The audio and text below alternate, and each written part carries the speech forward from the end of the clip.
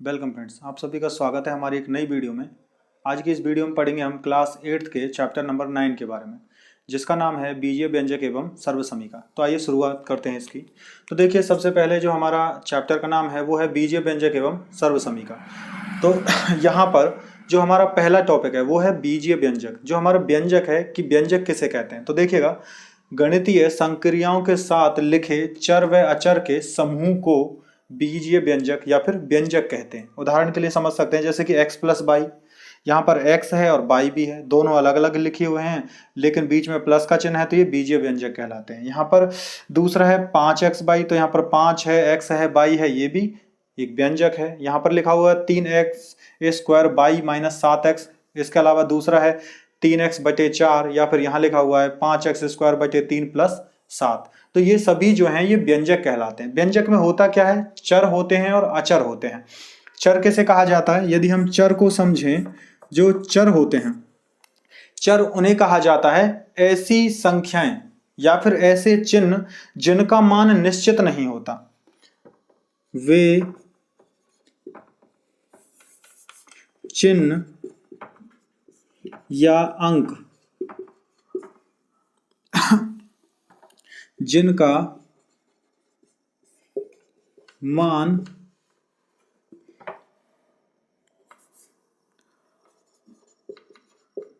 अज्ञात रहता है उसे चर कहते हैं। कैसे? जैसे कि इसके लिए उदाहरण समझें अगर हम, तो उदाहरण से देखिएगा, यहाँ पर जो अंक थे ना, 5 है, 3 है, 7 है, 3 4 5 3 7, तो ये सब जो हैं ये चर नहीं है। चर वो हैं जो इनके अलावा लिखे हुए हैं। एक्स वाई, यहाँ सबसे अधिक एक्स वाई लिखा हुआ है, तो देखो ए है, बी सी डी, या फिर एक्स वाई जेड। इसी प्रकार से अन्य कोई और भी जो समूह हो, जो अंक या चिन्ह, ये जो अंक या चिन्ह जो हमने लिखे हैं ये किस बात को दर्शाते हैं, ये हमें दर्शाते हैं, या फिर हम इनको किस रूप में समझ सकते हैं, और इनके अलावा हम इनको लिख सकते हैं अंग्रेजी वर्णमाला के जो अक्षर होते हैं, तो उन्हें भी कहा जाता है। जैसे अंग्रेजी वर्णमाला के जो अक्षर होते हैं, तो यहाँ चिन्ह में जो अंक हैं वो हमें अंग्रेजी, हम यहाँ लिख सकते हैं उनको कि अंग्रेजी वर्णमाला के अक्षर। जो अंग्रेजी वर्णमाला के अक्षर होते हैं वो सभी यहाँ पर दर्शाए जाते हैं, चाहे उन्हें अब हम चिन्ह कहें, चाहे फिर उन्हें हमको हम अंक कहें। तो इस प्रकार से ए से लेकर जेड तक के 26 अक्षर ये होते हैं। उनके अलावा किसी और चिन्ह को भी हम प्रयोग में ला सकते हैं, जैसे कि अल्फा है, बीटा है, गामा है, इनमें से भी हम चिन्हों को प्रयोग में ला सकते हैं। तो इस प्रकार से व्यंजक का निर्माण होता है। ये चर कहलाते हैं। अब अचर कौन सा होता है, दूसरा देखिएगा, ये पहला है चर और दूसरा होता है अचर। अचर किसे कहते हैं, जो अचर है, अचर उसे कहा जाता है वे संख्या या वो अंक जिनका मान फिक्स होता है। वे संख्या या वे अंक, या फिर वे संख्या या अंक जिनका मान ज्ञात होता है, उसे अचर कहते हैं। तो यहां वो कौन कौन से होते हैं, तो देखिएगा, यदि हम इन्हें उदाहरण के लिए समझें तो ये वो सभी संख्याएं होती हैं जिनको हम काम में लेते हैं। कौन सी, माइनस अनंत से लेकर, ये -3 है, -2 है, -1 है, 0 है, 1 है, 2 3, और इसी प्रकार से बढ़ते हुए प्लस अनंत तक की सभी संख्याएं जो होती हैं, जिनको हम कहें तो वास्तविक व अवास्तविक सभी प्रकार की संख्याएं जो हैं वो अचर कहलाती हैं। तो आइए अब हम बढ़ते हैं आगे, और फिर हम पढ़ेंगे व्यंजक के अन्य प्रकारों के बारे में और व्यंजक को कैसे लिखा जाता है उसके बारे में। तो आइए शुरुआत करते हैं। तो देखिए, हमारा जो अगला टॉपिक है वो है पद, गुणनखंड व गुणांक। तो अब यहाँ जानते हैं हम कि पद किसे कहते हैं, गुणनखंड किसे कहते हैं और गुणांक किसे कहते हैं। तो जो हमने व्यंजक को अभी समझा था, तो व्यंजक में क्या क्या चीजें थी। जो व्यंजक होता है, व्यंजक में दो चीजें पाई जाती हैं, एक होता है चर और दूसरा होता है अचर। तो हम यहाँ पर कहेंगे जो चर और अचर है, चर और अचर के समूह से जिसका निर्माण होता हो, जैसे हम कहें चर व अचर या फिर अचर व चर, के समूह से जिसका निर्माण होता है उसे पद कहा जाता है, उसे पद कहा जाता है। तो ध्यान रहे कि चर और अचर को एक साथ लिखना होगा तभी पद का निर्माण होगा। यदि हमने इनके बीच में प्लस या माइनस, जोड़ या घटा में से कोई भी चिन्ह लगाए तो वो पद नहीं कहलाएगा, वो पद अलग अलग हो जाएंगे। गुणा का चिन्ह लगाने पर, भाग का चिन्ह लगाने पर वो एक ही पद कहलाता है। तो पद जब अलग अलग होते हैं तो वो एक पद है, दो पद हैं, तीन पद हैं, वो हमें पता चलता है वहां पर बीच में लगाए गए प्लस के या फिर माइनस के चिन्ह से। तो इस प्रकार से जो पद होते हैं, जो पद हैं वो कुछ प्रकार के होते हैं। नंबर 1 पर आता है एक पद या फिर एक पदी, एक पदीय। नंबर 2 पर आता है द्विपदीय, द्विपदीय। नंबर 3 पर आता है बहुपदीय, बहुपदीय। तो देखिएगा अब ये क्या होते हैं। एक पदीय उन्हें कहा जाता है जिसमें व्यंजक तो होते हैं, जिसमें चर और अचर दोनों तो होते हैं, लेकिन वहां पर सिर्फ एक ही बार में उनको लिखा जाता है। जैसे कि 3x, या फिर हम यहां पर लिख दें सिर्फ x, या लिखें सिर्फ y, या हम लिख दें 3xyz, या फिर तीनों को भी एक साथ लिख सकते हैं। इसके अलावा और भी हो सकते हैं, जैसे कि 3x² yz, या 3 के अलावा कोई दूसरा नंबर भी हो सकता है, जैसे 6 है, कोई भी नंबर हो सकता है यहाँ पर। इनके अलावा अगर हम किसी और को भी लिखना चाहें, जैसे कि 5x² y² z², और उसके बाद में अगर यहाँ लिखें तो या z, या फिर उसके बाद में p², तो इस प्रकार भी ये एक पद ही कहलाएगा। जहां पर चर जो है वो सब तो एक, चर तो एक साथ, जो अचर है वो तो एक साथ ही लिखा होता है, लेकिन चर जो हैं वो अलग अलग भी हो, जैसे कि x अलग है, y अलग है, z अलग है, लेकिन फिर भी यह एक पद ही कहलाएगा क्योंकि यहां सबको एक साथ लिखा गया है। जैसे कि अगर हम 5 का गुणा 3 के साथ करें तो ये बनेगा 5 तिया 15, तो ये पूरा जो है वो एक संख्या को दर्शाता है और वो संख्या होती है 15।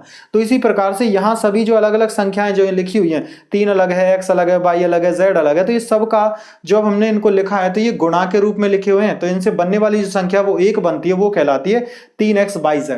इस कारण से इसको एक पदीय कहा जाता है। अब द्विपदीय में क्या होता है फिर? द्विपदीय में जब दो पदों को एक साथ लिख दिया जाए, जैसे कि हम इन्हीं में से उदाहरण लें और फिर इनको बनाएं तो आपको अच्छे से समझ में भी आएगा। तो देखो, जैसे कि 3x प्लस y हो सकता है, 3x प्लस y, ये द्विपदीय है क्योंकि एक पद इसके पास यहाँ है और एक पद इसके पास यहाँ है।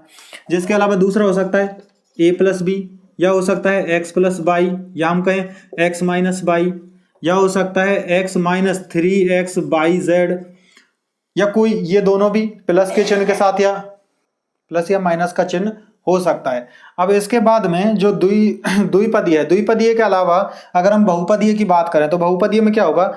एक पदीय में हमने देखा कि एक पद दिया हुआ है, द्विपदीय में देखा हमने 2 पद दे रखे हैं, बहुपदीय में 3 पद या 3 से अधिक पद होंगे तो उन्हें बहुपदीय कहा जाएगा। जैसे कि a plus b plus c plus d, तो इसको बहुपदीय कहा जा सकता है। इसके अलावा यदि हम कोई दूसरा उदाहरण लें, जैसे कि x plus y plus z, इसको भी बहुपदीय कहा जाएगा। इनके अलावा यदि यहाँ पर 3 से अधिक पद हो जाएं, जैसे इसमें 4 थे, यहाँ पर 3 है, लेकिन इनके गुणांक भी हो सकते हैं, जैसे कि 3x plus 5y plus 6z minus 7p, तो ये भी एक बहुपदीय का ही उदाहरण होगा। तो अब यहाँ पर हमने देखा कि जो पद होते हैं वो कितने प्रकार के होते हैं और कैसे यहाँ पर व्यंजकों को अलग अलग बांटा जाता है। यहाँ पदों के बारे में हम एक चीज और जानेंगे कि जो व्यंजक होते हैं, एक पदीय हो चाहे द्विपदीय या बहुपदीय, वो समान व असमान भी होते हैं। इनको हम अगले टॉपिक में जानेंगे, लेकिन उससे पहले हम जानते हैं कि गुणनखंड या गुणांक क्या होता है। तो आइए इसकी हम शुरुआत करते हैं। तो देखिए, अब बात करते हैं गुणनखंड तथा गुणांक के बारे में। जैसे मान लीजिए हमने एक उदाहरण में लिखा कि 5xyz, और दूसरा उदाहरण लिखा 6a प्लस 5b, और तीसरा हमने लिखा यहाँ पर जैसे कि 7x² y² z। तो इस प्रकार से ये 3 उदाहरण हमने अब यहाँ पर लिखे हैं। अब इन तीनों उदाहरणों के हम गुणनखंड देखते हैं क्या होते हैं और फिर उनको जानेंगे कि उनका गुणांक क्या हो सकता है। तो जो 5xyz लिखा हुआ है, तो इसके जब गुणनखंड किए जाएंगे तो इसमें क्या लिखेंगे? 5 को देखिए, 5 के क्या कोई गुणनखंड हो सकते हैं? अगर नहीं हो सकते तो 5 को 5 ही लिखेंगे। उसके बाद गुणा x को लिखेंगे इसके साथ में x, फिर लिखेंगे गुणा में दोबारा से गुणा y, और फिर लिखेंगे गुणा में z। तो यहाँ पर तीनों चर व अचर दोनों जो संख्या, ये चर हैं और ये अचर है, तो ये दोनों ही संख्याएं जो हैं चर और अचर, इन सब को एक दूसरे के साथ गुणांक में गुणा के रूप में लिखा हुआ है। इसका मतलब है यदि इन सब का गुणा कर दिया जाए तो ये हमें संख्या प्राप्त होती है। तो इसीलिए 5x/z का जो गुणनखंड है वो कहलाएगा 5 गुणा x गुणा y गुणा z। इसी प्रकार यदि इसको किया जाए हल, तो देखिए इसको कैसे करेंगे। ये आएगा 6a प्लस 5b बराबर कहलाएगा 6a के लिए, सबसे पहले 6a के लिए करेंगे, तो 6a के लिए होता है 6 गुणा a और 5b के लिए करेंगे 5 गुणा b। तो ध्यान रहे कि जो 6a के लिए गुणनखंड बनाते हैं तो 6 का भी गुणनखंड 2 हो जाएंगे, तो इसको लिखेंगे 2 गुणा 3 गुणा a। तो इस प्रकार से हमें इसके गुणनखंड मिलेंगे। इसके अलावा अगर इस पे आते हैं हम 7x² y² और z पर, तो यहां पर देखिए इसके गुणनखंड कैसे होंगे। 7 एक अभाज्य संख्या है तो 7 के लिए तो 7 आएगा, गुणा x पर स्क्वायर लगा हुआ है, इसका मतलब x 2 बार लिखा जाएगा, तो x गुणा x, फिर उसके बाद गुणा y, फिर आएगा गुणा z। तो इस प्रकार से हम यहाँ पर 7x² y² z का भी क्या कर सकते हैं, गुणा कर सकते हैं। अब यहाँ जो गुणांक होता है, जो गुणांक है वो इन्हीं से निकल के आता है। कैसे, अगर हमसे पूछ लिया जाए एक बार में कि यहाँ x/z, ध्यान रहे जब भी कभी गुणांक पूछा जाएगा तो गुणांक हमेशा किसका पूछा जाता है, चर का। जो गुणांक होता है ना वो किसका पूछा जाता है, चर का पूछा जाता है, चर का पूछा जाता है। तो इसीलिए हमेशा गुणांक किसका होगा, चर का होगा। अब वो चर चाहे अकेला हो सकता है चाहे एक समूह में हो सकता है। जैसे कि x/z है, ये पूरा ही पूछ लिया जाए कि x/z का गुणांक क्या होगा, तो वो होगा 5। कैसे, जो इनके गुणनखंड बने हुए हैं इसमें से यदि हम x/z को ही छिपा लें, x/z अगर हम छुपा लें तो क्या दिखाई दे रहा है, हमें मात्र 5 दिखाई दे रहा है। x/z को छुपाने पर जो संख्या बचती है उसे उसका गुणांक कहा जाता है। तो यहां पर क्या आ जाएगा, सिर्फ 5 आएगा। लेकिन अगर आपसे पूछा जाए कि yz का गुणांक क्या है, तो सिर्फ yz को छुपाओगे और जो संख्या बचेगी उसको गुणांक बोलोगे। जैसे कि 5x बचता है यहां से, तो 5x इसका गुणांक होगा। लेकिन अगर पूछे सिर्फ x का गुणांक क्या है, तो x को यहां से हटाओगे तो क्या बचा, 5 गुणा y गुणा z, तो ये 5/z इसका गुणांक कहलाएगा। तो गुणांक जो होता है हमेशा ही किसी भी चर का पूछा जाता है, चाहे वो चर पूरे समूह में हो और चाहे फिर उसमें से किसी एक का अकेले का पूछा जाए। जैसे कि अब यहां पर इसकी बात करें 6a या 5b की, तो देखिए 6a में क्या था, 6a में जो 6 तो ये बन गया और ये a है, तो a का गुणांक पूछा जाए तो वो हम 2 गुणा 3 तो कहेंगे, लेकिन 2 गुणा 3 को एक संख्या में परिवर्तित किया जा सकता है, इसलिए वो कहलाएगा 6। जैसे कि 5b है, 5b का गुणांक क्या कहलाएगा, 5 गुणा यहां पर b है तो 5b को हम छिपा लेंगे क्योंकि b का ही गुणांक चाहिए, तो बचेगा कितना, 5, तो इसलिए वो 5 कहलाएगा। अब इसके बाद में यहां पर हमारे पास ये संख्या है 7x² y² z। यहां अगर x² का गुणांक पूछ ले तो वो कहलाएगी 7y² z। अगर y² का गुणांक पूछे तब वो कहलाएगा 7x² z। लेकिन सिर्फ z का गुणांक पूछे तब कहलाएगा 7x² y²। लेकिन अब यहां पर एक चीज और है कि अगर तुमसे पूछे सिर्फ x का गुणांक बताओ कितना होगा, यहां पर x² का पद दे रखा है लेकिन सिर्फ x का गुणांक पूछे तो यहां x तो नहीं दिख रहा है कहीं पर भी। तो जब x तुम्हें नहीं दिख रहा है तो आप क्या करोगे, इस गुणनखंड में से x देखोगे, अगर x को हटा दिया जाए तो कितना बचा, एक बार x शामिल बचेगा, जो खाली है वो x लिखना पड़ेगा। इस प्रकार से इसका गुणांक यहां से हम लिखेंगे। अब आपने पद, गुणनखंड व गुणांक को तो समझ लिया है, तो आइए अब हम आगे बढ़ते हैं और हम जानेंगे जो पद हैं वो समान पद कौन से होते हैं और असमान पद कौन से होते हैं। तो आइए इसकी शुरुआत करें। तो देखिए अब हम बात करते हैं समान पद व असमान पद की। तो समान पद व असमान पद किससे बनते हैं, जो समान पद है, समान पद और असमान पद, जब भी कभी समान पद व असमान पद को बनाना होता है तो हमें आवश्यकता होती है मात्र चर की। यदि दोनों में ही, यदि कोई दो संख्याएं, दो व्यंजक अलग अलग लिखे हुए हैं और उन दोनों ही व्यंजकों में चर एक जैसा है तब वो कहलाएगा समान पद। यदि चर अलग अलग है तो वो कहलाएगा असमान पद। जैसे उदाहरण के लिए अगर हम इसको इस प्रकार समझे, जैसे लिखा हुआ है 6x, 7x, या फिर दूसरा लिखा हुआ है 3x² y और एक लिखा हुआ है -3x या फिर -9x² y। तो इस प्रकार से अब यहां पर ये पद इसके समान है और ये वाला पद इसके समान है, लेकिन ध्यान रहे संख्या पर ध्यान नहीं देना है, संख्या पर इतना ध्यान नहीं देना, बस हमें किस पर ध्यान देना है, जो इसमें चर वाला पद है। तो देखो x² y है, ये भी x² y। यदि एक संख्या और लिखें जो कितनी है, यहां पर लिखी हुई है 7 बाई x², तब भी क्या होगा, यहाँ पर एक्स स्क्वायर और बाई भी दिया है, तो ऐसे ही तुम इनको अलग अलग देखोगे, क्योंकि जब इनके गुणनखंड लिखे जाते हैं तो गुणनखंड के रूप में यदि यहाँ पर चर जो है वो समान मिले, हमें समान संख्या में, ये समान संख्या का मतलब है घात समान हो और समान ही चर हो, जैसे एक्स और बाई इसमें तो एक्स और बाई इसमें भी होना चाहिए, तब ये कहलाएंगे समान पद। और असमान पद कब होते हैं?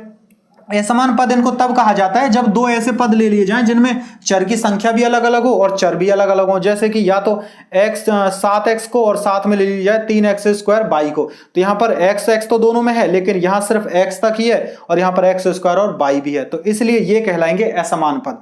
तो जब भी कभी समान पद होते हैं तो समान पदों के बीच में ही जोड़ और घटा किया जा सकता है, जोड़ और घटा समान पदों के बीच में ही किया जा सकता है। जब असमान पद होते हैं तो जोड़ व घटा का सिर्फ चिन्ह लगा देते हैं, चिन्ह लगा देते हैं। अब इसके लिए उदाहरण कौन सा, हमने अभी उदाहरण भी किए थे, जैसे कि x माइनस बाई था, जो इसी का एक उदाहरण है कि x में से बाई नहीं घट सकता तो हम क्या लिखते हैं, मात्र x माइनस बाई लिखकर उसे छोड़ देते हैं। लेकिन अगर ये कुछ ऐसे होता कि 7x माइनस से 3 बाई या फिर 7x माइनस से 3x, तो ये बन जाता बराबर से 4x, क्योंकि 7x में से 3x घटाएंगे तो 4x बचेंगे हमारे पास में। इस प्रकार इसको हम हल कर सकते थे। तो यहां पर समान पद जो होते हैं वो कैसे होंगे, जिनमें चर की संख्या समान होती है और चर समान होते हैं। असमान पद वो होते हैं जहां पर जो चर होते हैं वो अलग अलग हो या फिर उनकी संख्या अलग अलग हो, तब उनको असमान पद कहा जाता है। तो आइए हम शुरू करेंगे कि कैसे चर और अचर के साथ में यहां पर समान पद और असमान पदों के बीच में जोड़ घटा किए जाते हैं। तो देखिए अब यहाँ पर व्यंजकों के जोड़ में घटा दिए हुए हैं तो उनको कैसे हल कर सकते हैं। तो सबसे पहले यदि चर समान दिए हुए हैं, दोनों में x और x दिया हुआ है, तो इस प्रकार से अब हम क्या कह सकते हैं कि यहाँ पर समान चर होने की वजह से संख्या जो ये पद है ये भी समान है, तो अब इनको जोड़ा या घटाया जा सकता है। तो यहाँ देखिए अंक 3 लिखा हुआ और यहाँ पर 7 लिखा हुआ है, इसका मतलब है 7x का मतलब होता है कि यहाँ x 7 बार आया है और यहाँ 3x का मतलब होता है कि x जो है यहाँ पर 3 बार आया है। अब पूरे ही समूह में 7 बार यहां पर आया है, 3 बार यहां पर आया है, तो दोनों मिलकर कितने हो जाएंगे, तो इसका मतलब है यहां दोनों ही पदों को मिलाकर हम कह सकते हैं कि यहां जो x है वो 10 बार आया है। तो इसलिए क्या लिखेंगे, 7 और 3 10 और x का x रहेगा। इस प्रकार से इसको हल किया जाता है। दूसरा देखिए यहां पर 14m है माइनस 4m है, इसका मतलब 14m में से अगर हम 4m घटा दें तो कितना बचेगा, तो यहां पर हम लिखेंगे 10m, 14 में से 4 घटाने पर हमें 10m मिलेगा। आगे देखिए, आगे दो संख्याएं एक साथ ली गई हैं, जैसे कि प्लस, यहां पर दोनों संख्या प्लस की है, फिर माइनस की है, फिर प्लस की है। जो प्लस की संख्या उनको पहले हल करेंगे और माइनस की संख्याओं को बाद में। तो देखिए कितना आता है, 8p plus 4p plus 2p minus 3p। तो देखिए अब इन सबको पहले हल करते हैं। 8 और 4 12, 12 और 2 यहां पर हो जाएगा 14p माइनस 3p। अब यहाँ पे 14 में से 3 घटाएंगे तो ये आता है 11p, ये हमारा उत्तर कहलाएगा। तो इस प्रकार से हम यहाँ पर संख्याओं को घटा सकते हैं, जो समान पद के होते हैं उनको जोड़ भी सकते हैं और घटा भी सकते हैं। इसके अलावा यदि यहाँ पर एक पद के अलावा द्विपदीय या बहुपदीय सवाल भी दे दी जाए तो उनको कैसे हल किया जा सकता है। तो आइए इस बार उनको भी देख लेते हैं कि वो कैसे जोड़े या घटाए जाते हैं। तो इनके लिए कुछ उदाहरण लिखते हैं हम, उन्हें कैसे हल करेंगे। जैसे मान लीजिए यहाँ पर अगर कोई संख्या लिख दी जाए 3x स्क्वायर, या फिर साधारण ही संख्या लेते हैं 3x प्लस 5y, और इसको जोड़ना पड़े हमें यहाँ पर लिखना पड़े 7x प्लस 6y। अब इसको हमें हल करना है, तो हम इसको कैसे जोड़ेंगे। तो ध्यान रहे समान पद के साथ ही जोड़ा या घटाया जा सकता है। तो इन सबको जब एक साथ लिखेंगे तो ये बनेगा 3x plus 5y plus 7x plus में 6y।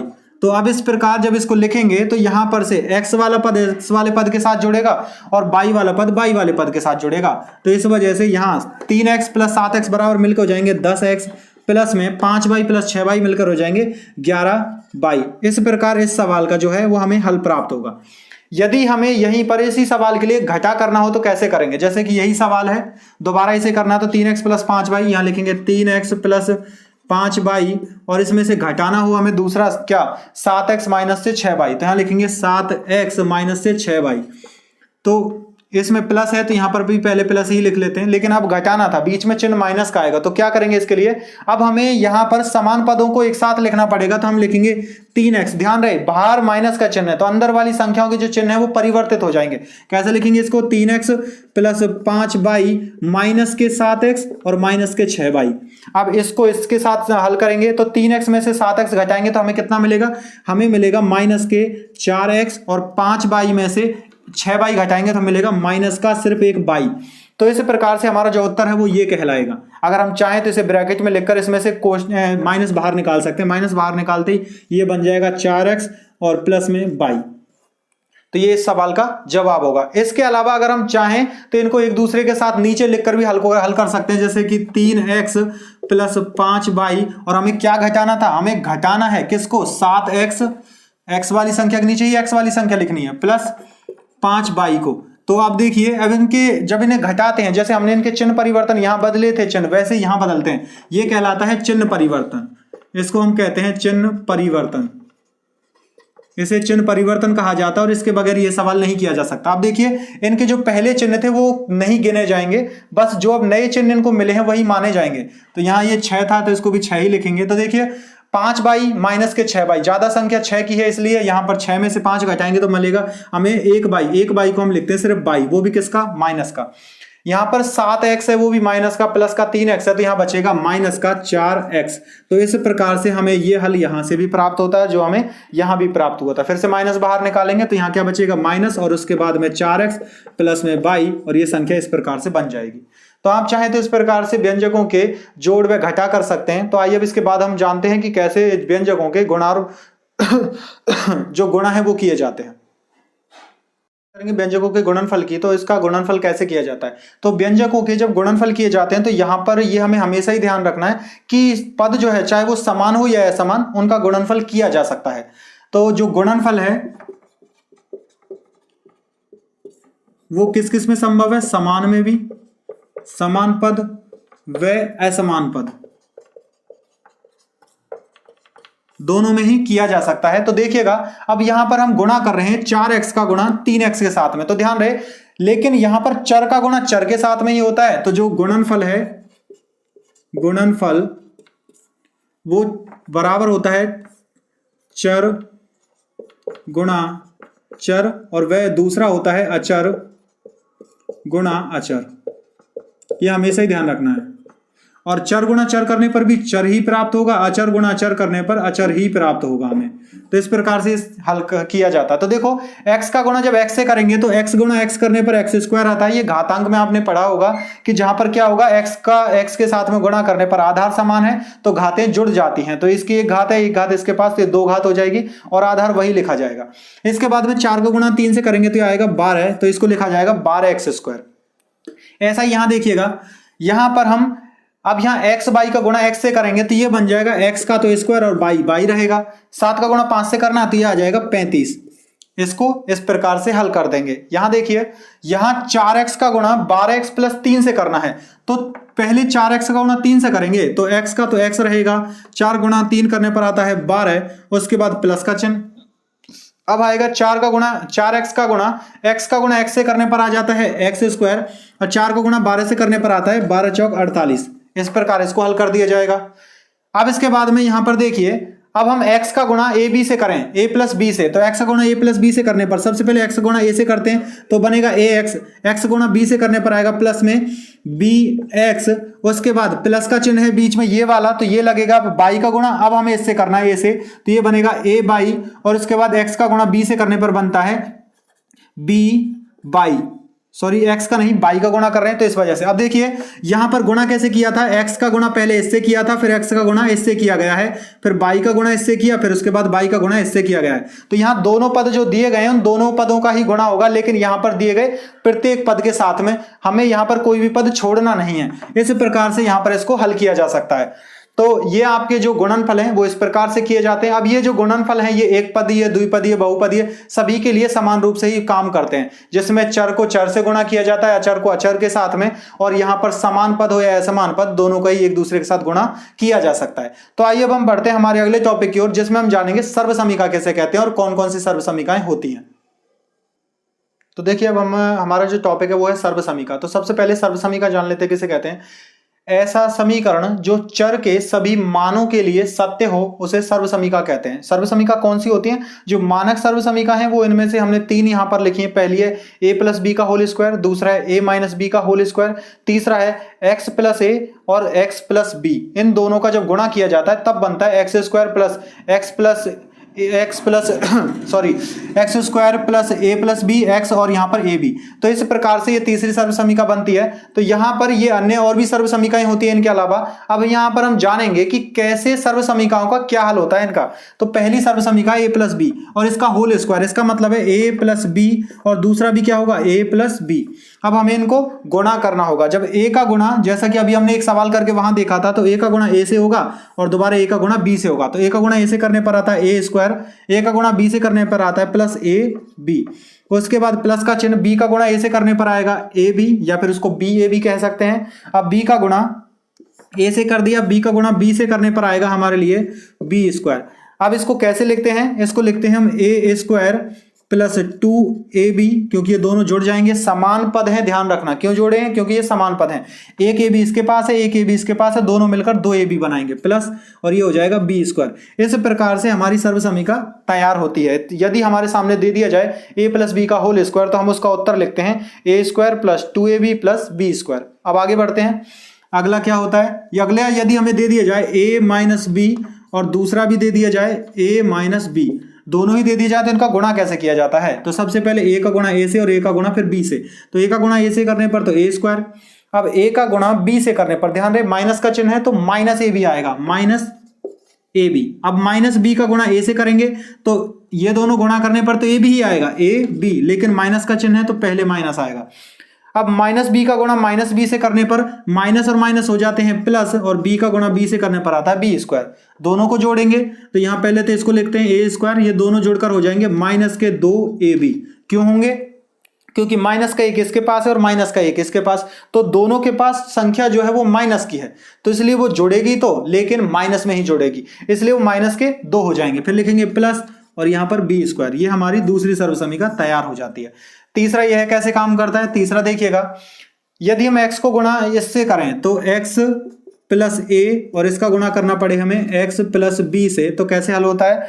तो इसमें लिखते हैं x का गुणा पहले x प्लस बी से करेंगे तो यह आएगा एक्स स्क्वायर, और इसके बाद में इसका आएगा प्लस में एक्स बी। फिर उसके बाद में प्लस, फिर a का गुणा x से करते हैं तो यह आता है ax या फिर एक्स ए, ध्यान रहे इसको हम एक्स ए भी कह सकते हैं। उसके बाद दूसरा आता है x गुणा बी से, a का गुणा b से करने पर आता है ए बी। अब यहां ध्यान से देखें तो दोनों में x एक जैसा आ रहा है, तो इस वजह से क्या लिखेंगे एक्स स्क्वायर प्लस, अब इसमें a वाले पद को आगे और b वाले पद को पीछे ले जाते हैं, तो जिसमें से x दोनों में से कॉमन लेंगे तो बनेगा a प्लस बी, और यहां से x यहां आ जाएगा प्लस में ए बी। तो इस प्रकार से हमारी तीसरी सर्वसमीका जो है वो भी तैयार हो जाती है। तो यहाँ पर जो तीन सर्वसमीकाएं हैं वो हमने आपको बता दी हैं कैसे बनती हैं और इनके जो हल हैं वो क्या लिखे जाते हैं। तो आइए अब हम इनका प्रयोग समझ लेते हैं कि सर्वसमीका का उपयोग कैसे किया जाता है। तो आइए इसकी शुरुआत करें। तो देखिए अब सर्वसमीका का उपयोग जानना है हमें, तो हमने पहला जो सवाल लिखा है वो है a प्लस बी के होल स्क्वायर के ऊपर, जिसमें a प्लस बी का जब होल स्क्वायर करते हैं तब आता है a square plus 2ab plus b square. तो इसको हम यहाँ हल करके देखेंगे। तो देखिए कैसे काम करता है। सबसे पहले a जो है वो कितना दिया हुआ है 5x है, वो a के बराबर है, तो 5x का स्क्वायर करेंगे तो ये आएगा 5x और इसका स्क्वायर। फिर उसके बाद प्लस का चिन्ह, फिर लिखेंगे 2 गुणा x कितना है, x a जो है हमारा वो है 5x, तो लिखेंगे 5x गुणा b है 6b।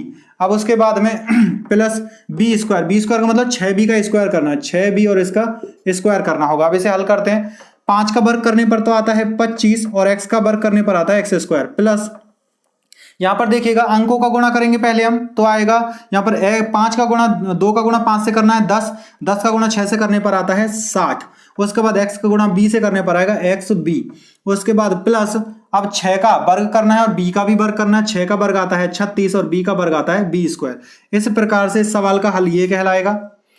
अब इसके बाद में हम यहाँ आगे बढ़ते हैं। जो हमारा दूसरा सवाल है उसे देखिएगा कैसे हल किया जाता है। ये a माइनस बी का होल स्क्वायर है, इसको लिखेंगे a माइनस बी और इसका होल स्क्वायर बराबर से a स्क्वायर माइनस से 2ab और प्लस में b स्क्वायर। देखिए कैसे हल किया जाता है। सबसे पहले a स्क्वायर यहाँ लिखेंगे 7x और इसका होल स्क्वायर, उसके बाद में माइनस, अब माइनस लिखने के बाद माइनस 2ab है तो 2 गुणा a का मान कितना है 7x है तो यहां लिखेंगे 7x गुणा b का मान 3 है तो 3 लिखेंगे।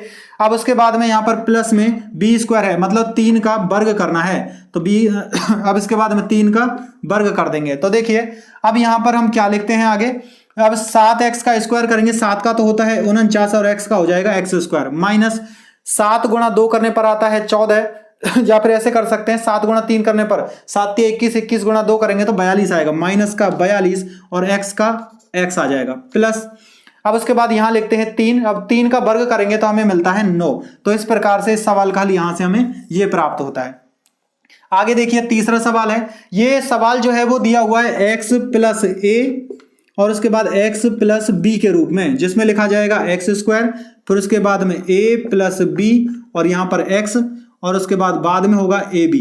तो इसको ऐसे ही हल करते हैं, सबसे पहले x का वर्ग करेंगे तो यहां पर आएगा x स्क्वायर, उसके बाद a प्लस बी कहाँ आएगा, a ये है ये b है तो दोनों को लिखेंगे a प्लस बी तो ये आएगा ब्रैकेट में 2 प्लस 3, इसको ऐसे लिखते हैं 2 प्लस 3, बीच में प्लस का चिन्ह था यहाँ पर, अब x इसके साथ है तो x को यहाँ लगाओ, उसके बाद 2 गुणा 3 लिखेंगे प्लस में 2 गुणा 3। अब हल करते हैं तो यह आएगा x स्क्वायर, उसका 2 प्लस 3 करने पर 5 गुणा x करेंगे तो ये आ जाएगा 5x और प्लस में 2 गुणा 3 करने पर आता है 6, ये इसका यहां पर हल कहलाएगा।